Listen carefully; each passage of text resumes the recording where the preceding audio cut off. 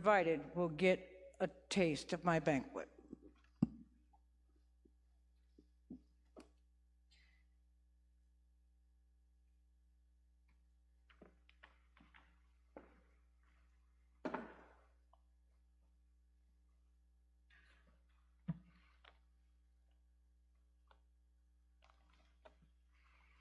It is good to be back. I just used all my vacation time to work on the house that we left up north when we moved down here, and trying to get it done so that it's no longer weighing on my mind. So I've spent the last 3 weeks putting a new roof on the house. But it's good to be back. Thank you, Ken. Let's turn to Luke chapter 10. You may have noticed that the passage read for our scripture is always related to the passage that we'll be looking at together. So I want to add alongside this parable of the dinner,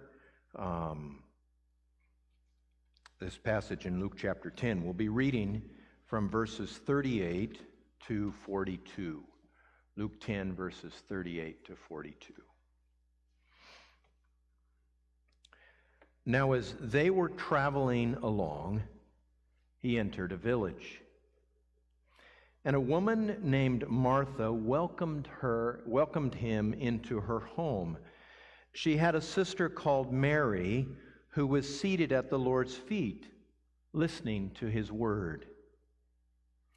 But Martha was distracted with all her preparations. And she came up to him and said, "Lord, do you not care that my sister has left me to do all the serving alone? Then tell her to help me." But the Lord answered and said to her, "Martha, Martha, you are worried and bothered about so many things, but only one thing is necessary.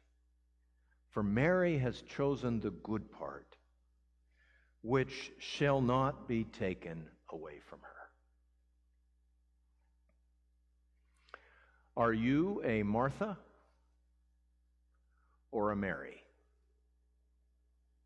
You know, that's the tremendous value of these scripture stories, is we see people, and human nature hasn't changed, even though it's some 2,000 years since this story occurred. Human nature hasn't changed.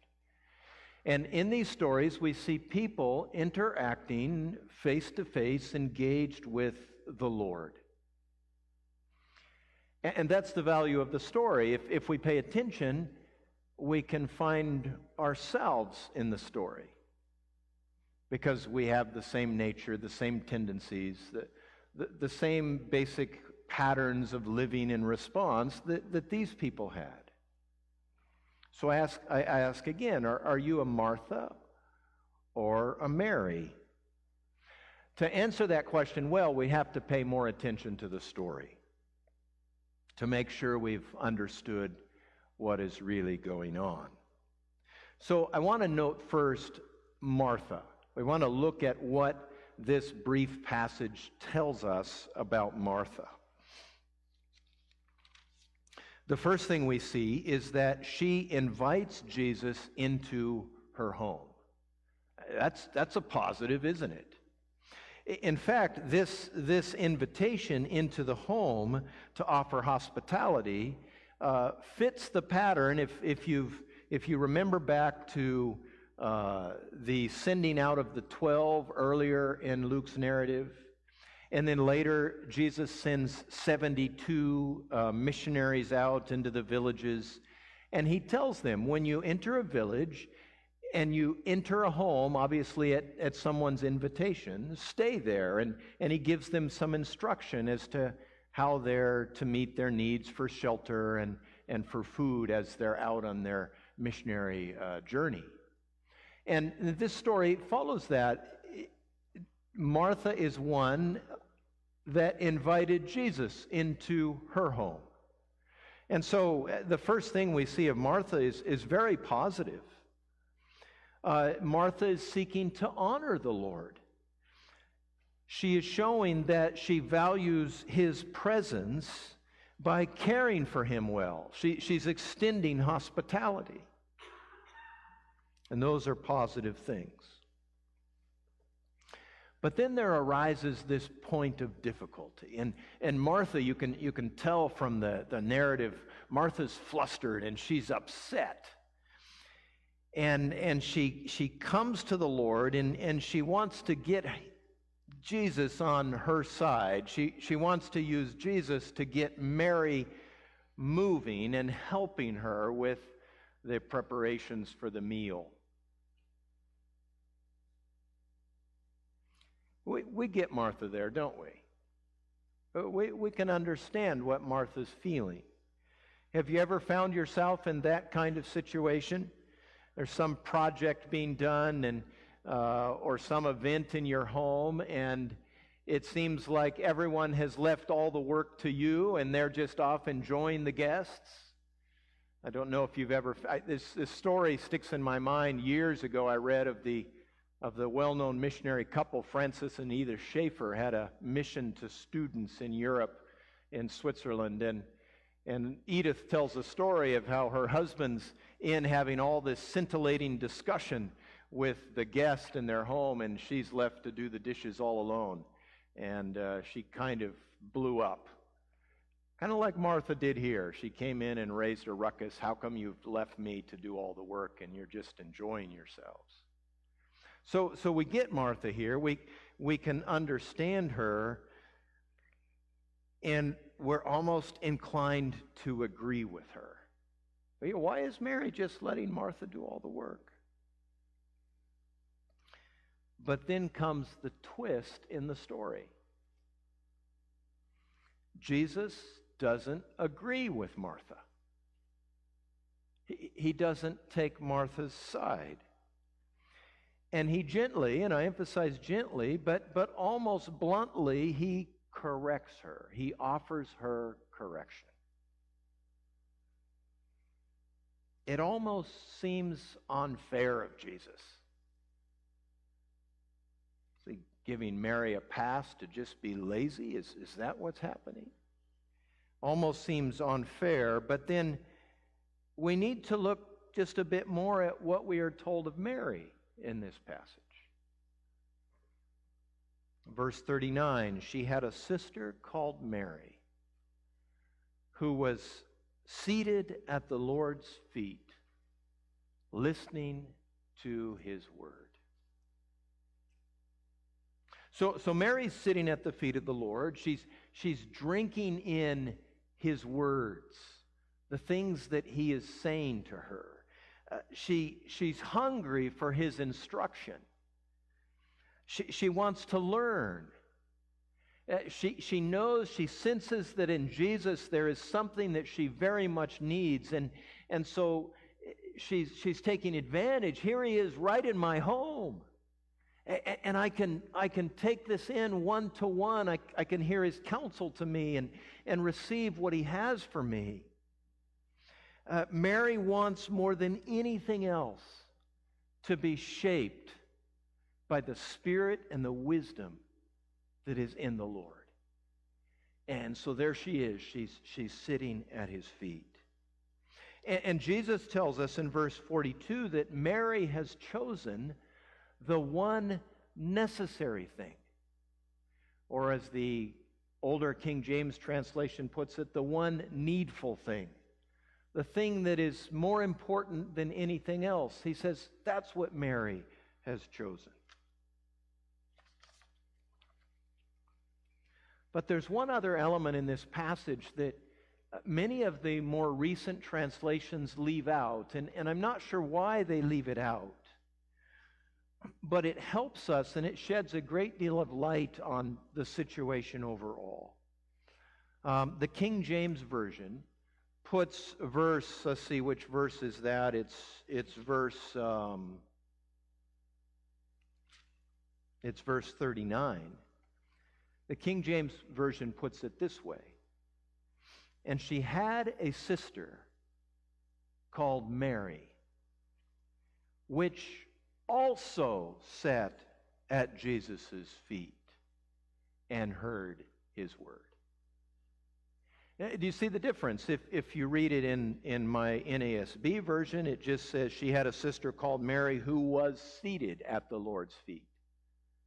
But the King James has more accurately captured the original Greek language here, and it says she had a sister called Mary who also sat at the Lord's feet. What's that little word "also" mean there? It can't mean that Martha was with her at the Lord's feet. That would make the whole story without meaning. Which Mary also sat at the Lord's feet. What does that little word tell us? Well, it tells us that Mary was not sitting only at the feet of Jesus, but had also contributed to the effort at hospitality. She had played a part, but then feeling that what had been done was sufficient, she had chosen the good part, or as some versions translate it, the better part. Whereas with Martha, we have a different set of adjectives. In verse 40, it tells us that she's distracted. In verse 41, it tells us that she's worried and upset or bothered. And the first adjective in verse 41 has the connotation of being unduly concerned.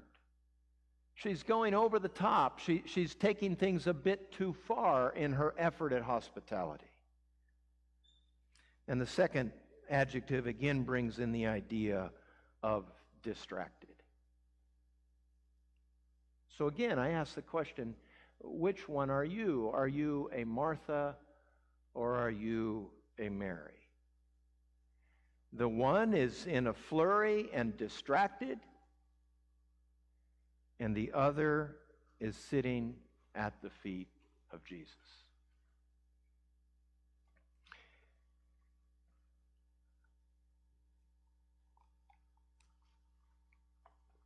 I don't know about you, but I think we've all been Marthas at one time or another. Distracted. I think that's the key word. Distracted. Drawn away in some way or another from the one needful thing, the one necessary thing. We notice again that the things that Martha was doing were not bad things, were they? She was serving. She was demonstrating hospitality. But she had allowed, and this is the crucial point that we want to take in, she had allowed even these good things to displace the one needful thing, the one most necessary thing. Look for a moment at the other side of this picture, Mary's side. Sitting at the feet of the Lord of heaven and earth, tasting his goodness, just bathing in it, just exalting in it, enjoying the Lord and all his goodness expressed towards her. You know, to be in the presence of Jesus was, if your heart was open, it was glory. It was the most wonderful thing you could ever experience.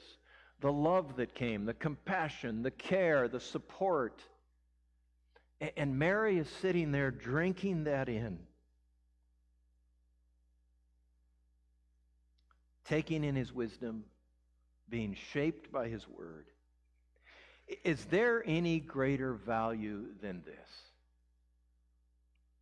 Is there anything more needful than to be with the Lord, receiving his word, receiving instruction, being shaped by his counsel, being helped by his consolation and his encouragement, his sympathy, his desire to stand with you in your troubles. Is there anything more needful? Is there anything more wonderful? Now I know we're human, and Satan constantly works to disrupt that kind of engagement with the Lord. He's constantly, his primary aim is to keep us from sitting at the Lord's feet and really knowing the Lord speaking to our hearts. Because Satan knows that when that happens, when we experience the Lord through the Bible, through his word, personally speaking to our hearts, the whole kingdom of the evil one shakes and trembles.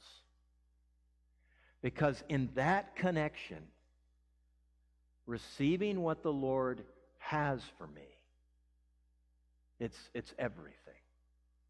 It's the foundation of hope, the foundation of future, of growth and change in my life, of victory over temptation and trial and all difficult things. Everything is resolved and taken care of, not made easy all the time, but resolved and taken care of when I find myself sitting at the feet of the Lord, able to hear and take in his word to me.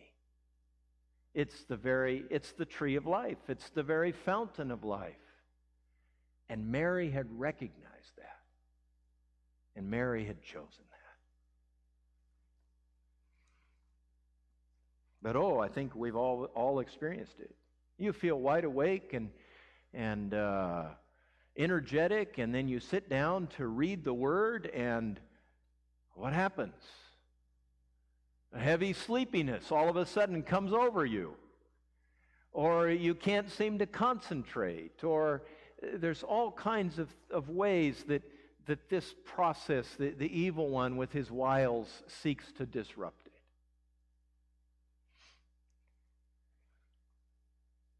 So we think of Martha again. Mary had chosen the better part. Mary was connecting with the Lord and hearing his word and taking it in and receiving it.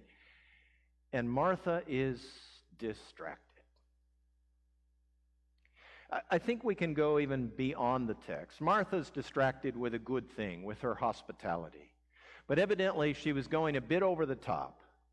And she was adding this thing and that thing. Oh, well, I must pay attention to this, and we must have that, and the snowball kept rolling, and the hospitality task just got larger and bigger and more extensive, and Martha begins to feel overwhelmed, not because she needed to, but because she had added too many things in. She was forgetting that the Lord of heaven and earth was in her home. She could sit down at his feet and profit by his presence. Distracted. But I think we can go beyond the text even, beyond the immediate situation that Martha was wrestling with. And we can just take up this theme in general of being distracted. I don't know what it's been like in past ages, but I think our present age is one of the most distracted periods in the history of the earth. And a great deal of it has to do with these little things. Distractedness. Everywhere you go, you see people no longer talking with other people or engaging with others. Everyone is just in their own private little world on their own little screen. It's a huge distraction, but it's not only phones. There's all kinds of things that can distract us. We think of the parable that Sylvia read for us. Invited to a great wedding feast. Oh, I can't come. I just bought some oxen, or I just bought some land, or I just got married. I can't come. I'm too busy. Distracted from the one thing necessary, the one thing needful. Oh, what a sad day it will be if when the Lord comes, He says, I'm sorry, you never took time for me. You were too distracted. You neglected the one thing needful. That would be a tragedy. I want to close with a testimony of my own. With life's stress and challenges and the difficulties, I found myself over the last year or so more and more distracted. It started out by playing the spelling game that's on the New York Times. New York Times every day has a spelling game called, I forget, the something bee, and you're given 7 letters with a letter in the middle, and every word has to include that middle letter, and you see if you can find all the words that are possible with those combination of letters. And it started out that way, but I found myself more and more, again, in the stress of life and the various challenges, being distracted. And finally, it came to a head, and I realized this has to change.